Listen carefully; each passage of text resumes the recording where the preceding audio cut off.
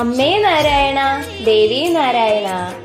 ആദിപരാശക്തിയും ജഗത് മാതാവും വിദ്യാവരദായിനിയും സർവ ഐശ്വര്യപ്രദായിനിയുമായ ശ്രീ ചോറ്റാനിക്കരമ്മ സർവാഭരണ വിഭൂഷിതയായി ശ്രീ വില്യമംഗലം സ്വാമിമാർക്ക് ദർശനം നൽകിയ അതീവ പുണ്യദിനമാണ് മകം നാൾ.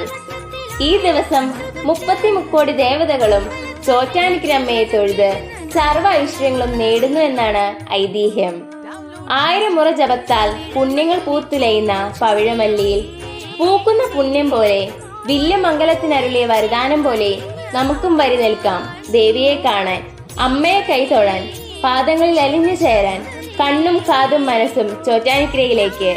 പവിഴമല്ലിപ്പൂവു ചൂടിയ ദേവി, പൊൻപൂവയിൽ ചിലമ്പണിഞ്ഞ